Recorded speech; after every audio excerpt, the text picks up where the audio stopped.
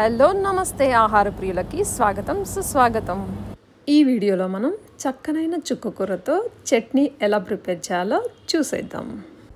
చుక్కకూర చట్నీతో పాటు ఒక చిట్కా కూడా. చుక్కకూర తినడానికి పుల్లగాను కాస్త గోంగూరకు దగ్గరగా అనిపించే ఆకుకూర. చుక్కకూర ఇమ్యూనిటీ బూస్టర్, చాలా పోషకాలు ఉంటాయి. విటమిన్ సి, కే, ఐరన్, మెగ్నీషియం, హార్ట్కి కూడా చాలా మంచిది. కంటి చూపుని మెరుగుపరుస్తుంది. బీపీ వల్ల వచ్చే సమస్యలకి చెక్ పెట్టేసేయచ్చు. చుక్కకూర పచ్చడికి 2 కట్టలు చుక్కకూర, 8 ఎండుమిర్చి, కొద్దిగా జీలకర్ర, ఒక 8 నుంచి 10 దాకా వెల్లుల్లి. చుక్కకూర పుల్లగా ఉంటుంది కాబట్టి కారం ఎక్కువగా తినేవాళ్ళు ఇంకొన్ని ఎండుమిర్చి కూడా యాడ్ చేసుకోవచ్చు. చుక్కకూరని బాగా కడిగి వేపుకోవడానికి వీలుగా ఉండేటట్లు ఇలా కట్ చేసుకోవాలి. ముందుగా ఎండుమిర్చి వేపుకోవడానికి ఒక బౌల్ని స్టవ్ మీద ఉంచి కొద్దిగా ఆయిల్ వేసి మీడియం ఫ్లేమ్లో ఉంచుకొని ఎండుమిర్చి కూడా వేసి ఫ్రై చేసుకోవాలి. ఎండుమిర్చిని వేరే ప్లేట్లోకి తీసుకుని అదే బౌల్లో చుక్కకూరను కూడా వేసి ఫ్రై చేసుకోవాలి. చుక్కకూరలో 1 స్పూన్ సాల్ట్ వేసి కొద్దిగా ఒక పావు గ్లాస్ వాటర్ పోసుకొని చుక్కకూరని బాగా మగ్గనివ్వాలి. గిన్నె మీద మూత పెట్టుకుని మగ్గినా త్వరగా మగ్గిపోతుంది, కానీ మధ్యలో తిప్పుతూ ఉంటే మాడకుండా ఉంటుంది. చుక్కకూర చాలా త్వరగా మగ్గిపోతుంది. ఒక 5 మినిట్స్ మీడియం ఫ్లేమ్లో ఇలా మగ్గనిస్తే సరిపోతుంది. చుక్కకూర ఉడికిపోయింది కదా, స్టవ్ మీద నుంచి దించి కొంచెం ఆరనివ్వాలి.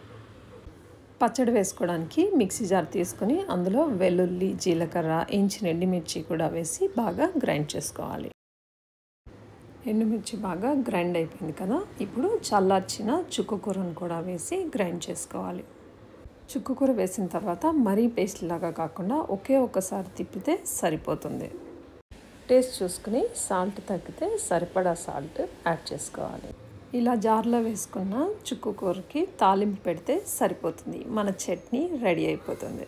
తాలింపు పెట్టుకోవడానికి కడాయిని కానీ లేదా ఇలా ఒక బౌల్ని కానీ తీసుకొని అందులో ఆయిల్ వేసి స్టవ్ మీద ఉంచి మీడియం ఫ్లేమ్లో పెట్టుకొని ఆవాలు, మినపప్పు, శనగపప్పు ఇవన్నీ వేగిన తర్వాత కొద్దిగా పసుపు కూడా వేసుకోవాలి.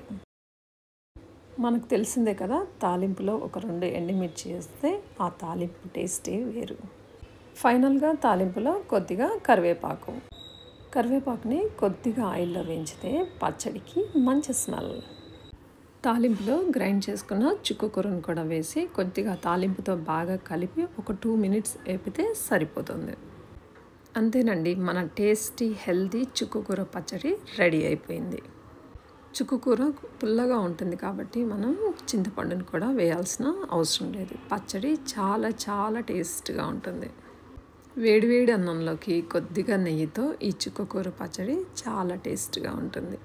చపాతీ, దోశలోకి, బగారా రైస్లో కూడా ఈ పచ్చడి ట్రై చేయొచ్చు. పిల్లలకు కూడా ఈ పచ్చడి చాలా బాగా నచ్చుతుంది. కొద్దిగా వడియాలు వేపుకొని అప్పడంతో అన్నంలోకి ఈ పచ్చడి తింటే ఆ టేస్టే వేరు. చాలామంది ఇలా ఫ్రెష్గా ప్రిపేర్ చేసే చట్నీలు అయితే చాలా ఇష్టంగా తింటారు. సో అందుకని ఈ పచ్చడి ఈసారి మీరు కూడా తప్పకుండా ట్రై చేయండి. ఒక చిన్ని చిట్కా, వేసవి వచ్చేసింది కదా, ఐస్ క్యూబ్స్ ఫ్రిడ్జ్లో పెడుతున్నారా? కాచి వడకట్టిన వాటర్ అయితే ఐస్ క్యూబ్స్ క్లిస్టర్ క్లియర్గా ఉంటాయి. రెగ్యులర్ వాటర్ అయితే ఐస్ క్యూబ్స్ తెల్లగా ఉంటాయి.